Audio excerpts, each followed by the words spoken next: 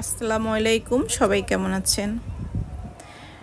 এখানে লেকের উপরে ভাসমান ব্রিজ দেখেন, কি সুন্দর এই ভাসমান ব্রিজটা। এটার দুই পাশে দেখেন খেলনা পাখা আছে না, হাতে বানায়, এই যে খেলনা প্যানও বলা যায়, খেলনা পাখা।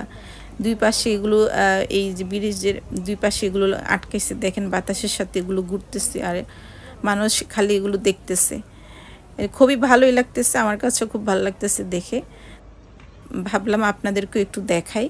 আর এখানে মানুষের কি ভিড় দেখেন, এই লেকের উপরে এই ব্রিজটার উপর দিয়ে হাঁটার জন্য আর এগুলো দেখার জন্য।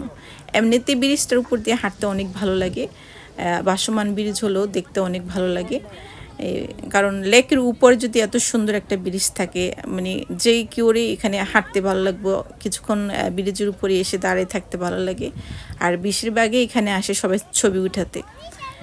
এখানে দাঁড়াই ছবি উঠালে ছবি অনেক সুন্দর উঠে, মানে যে কোনো সাইডে দাঁড়াই ছবি উঠালে সুন্দর উঠে। চারিদিকের দৃশ্যটা বা চারিদিকের ভিউটা অনেক সুন্দর এই জন্য। আর এই জায়গাটা হলো টোকিও উয়েনো পার্কের ভিতরে।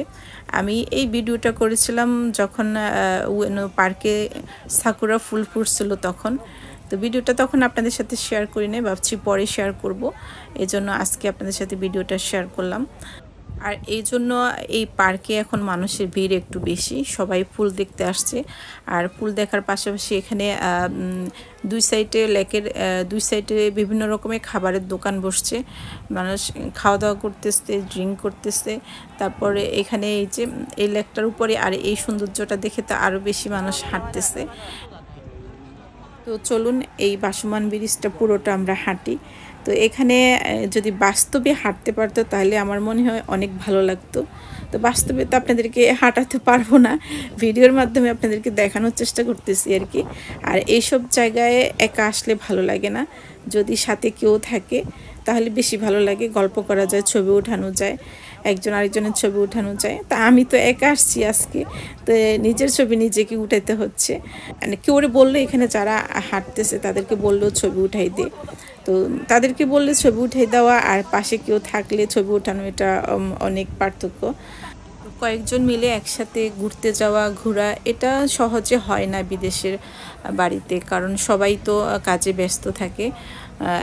একজনের ছুটি হলে দেখা যায় আরেকজনের ছুটি থাকে না, তো এরকম আর কি। তো এখানে দেখেন যারা হাঁটতেছে সবাই এই পাখাগুলোর ছবি উঠাচ্ছে। আর এগুলো বাতাস আসলে সবগুলো পাখা একসাথে ঘুরে দেখতে অনেক সুন্দর দেখায়, এই যে দেখেন। আর এগুলো কালারফুল তো এই জন্য আরও দেখতে বেশি ভালো লাগতেছে।